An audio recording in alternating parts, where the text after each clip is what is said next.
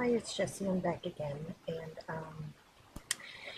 I've been thinking a lot on justice lately. I've been thinking a lot on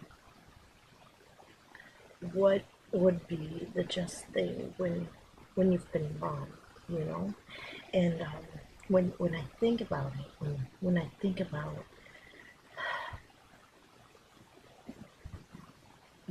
about justice, and I think about, well, what would God say is justice, And I look to my Bible for the answers. And you know, I think that God brings justice in the form of curses on people, plagues on people. You know, um, there's this whole cup ordeal. We were told of the cup and where Jesus, right before he's going to the cross, he says, so either I have to drink this cup or they have to drink it. And then, I guess he takes the cup on himself and dies, right? But I'm thinking on this cup, and I'm thinking of what justice really looks like. And I thank God for Jesus because he gives us an answer. He gives us an answer that can make us whole. You know what I'm saying? He gives us an answer that says, forgive. He gives us an answer that says, I know they're bad. Love them anyways. And as I'm thinking on these things, I'm thinking about, you know, when Jesus went to the cross, he was betrayed by Judas. But, he's not the first person that got anointed to bring justice into the world that was betrayed by someone they love, We see Samson, who was betrayed by Delilah, as she was working with the authority against him to, figure out the secret of his strength so that they could take him down, right? And we see that ultimately he lies to her several times, but ultimately he tells her and she has him slayed, And Judas, the same ordeal, you know. Um, Jesus knew who he was dealing with. He said it in his own words. He's like, and one of you is the devil. One of you is betraying me. One of you is pretending like you love me, like you're my friend, you know? And here's the thing, Samson really loved Delilah. And Jesus, he really loved Judas, right? So as I'm sure as they were thinking on justice, as they were on their way to the cross, on the way to their demise, I'm I'm thinking that, part of the reason why they didn't rise up and resist the cross before they were on it was because they loved that person. And so I'm thinking, how do you love a monster? You know? We there are all kinds of monsters in this world, right? Bad people who do bad things, bad people who lie and betray, bad people who set you up for stuff without cause, And I'm thinking on this and I'm going, they loved them, so they forgave them. They had, in a minute, baby, okay? They had hoped that nothing would come of it, and so they kept going in the way that they were going. And when I have loved monsters before, you know I have loved people who betrayed me. I've loved people who have set me up. I love people who are setting me up, So I totally get it. And my perspective on my faith is, this will not happen. It will not. work. My God will keep me. My God will preserve me, and all this will go to dust, you know. And I don't want to rise up and slay my Judas. I don't want to rise up and slay my Delilah, because while I know Judas and Delilah, they're like monsters, right? No, they're not rising up with the sword, but they're operating under a facade, taking advantage of love and sabotaging destiny, you know. And I think on these characters a lot, monsters, you know. But knowing my monster, I know that they're immature, you know. I know that they don't want to do what they're doing, but they're in too deep. They're they can't be known for their crimes because they don't have the heart to realize that God is a forgiving God, you know. And so you you pray to God to him show them who he is, you know. And you pray to God to change them, you know. And you pray to God to bring the justice, to make things right, to set things right, because you know in like Second Chronicles 21, God gave David a choice. He's like, you can have the justice of man, or you can have the justice of God. You know, where do you want your justice to come from? And David chose the justice of God, because the justice of man is narrow sighted, and it's merciless. You understand what I'm saying? The justice of man, they have no compassion when they got something in their sights.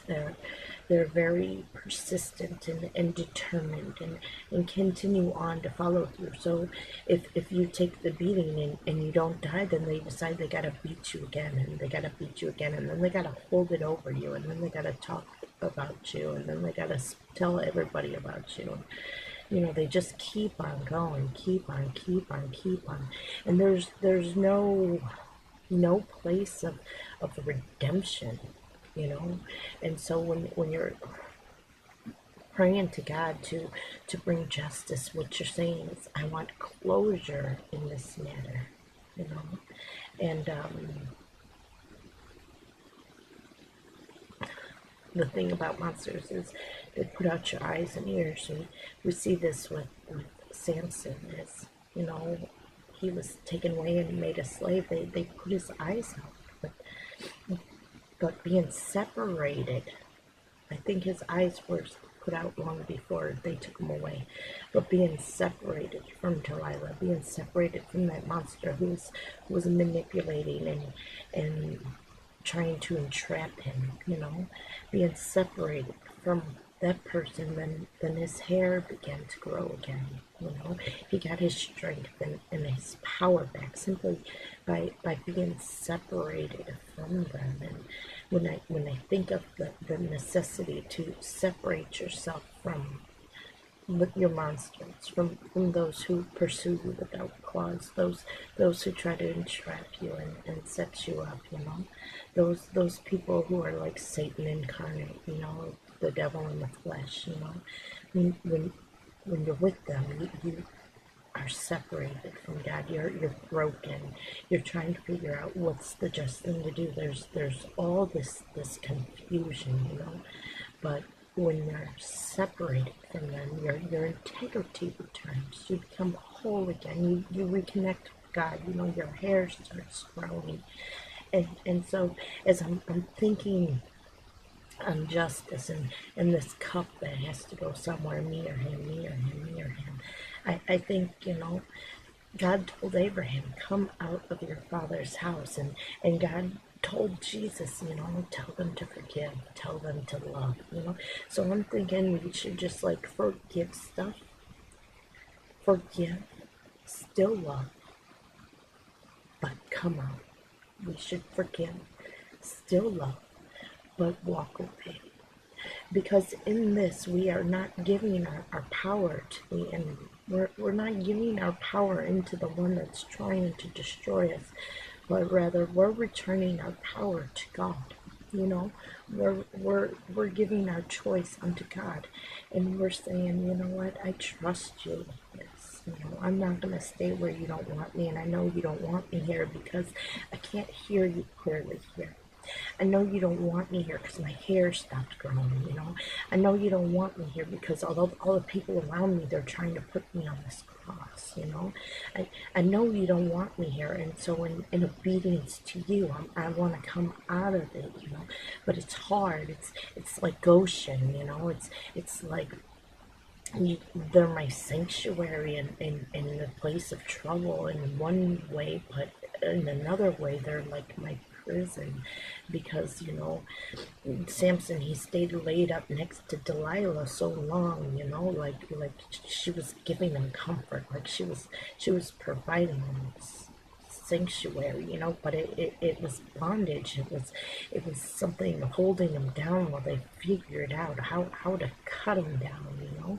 And I think that we have to let go of the comfort of the familiar, let go of our need to feel human, to feel complete, to feel in unity with other people, and come out of there. You know, go into our cave, go into our wilderness, like Elijah in the cave. You know, when he was talking to God, he was all alone there. He lost everyone, you know, and he had cut down everybody who was against him. But he was afraid because he was alone, and so we know that it's not good for man to be alone, but we have to leave this because this is controlling that, and that is binding us and keeping us in the place where this is, it's a mess. Okay, so we have to come out of that, be alone for a little while, and allow God to rebuild us. Like Elijah, he brought Elijah to Elisha. You know, he gave him somebody who would have his back, somebody who would honor him, you know, somebody who would stick with him through thick and thin until the very end, and then carry on, you know, the purpose and the mission, you know.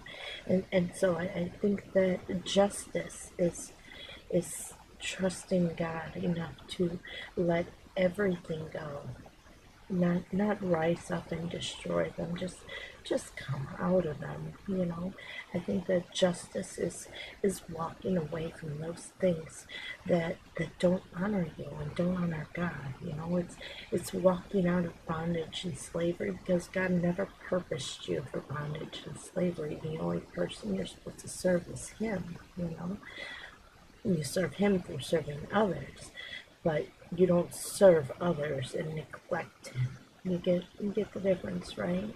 And when people want you to serve them and neglect God, it's bad, and God doesn't like that, you know. And so you got to come out of them into a new place, you know. And this is God's form of judgment because it's not His will that any of us be destroyed, but we all need time.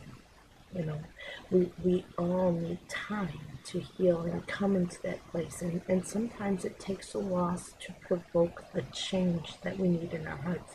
So perhaps, Delilah, you needed to lose Samson before you tried to kill him. Perhaps, Judas, you should have lost Jesus before you tried to kill him, and then you wouldn't have taken your own life, you know? So,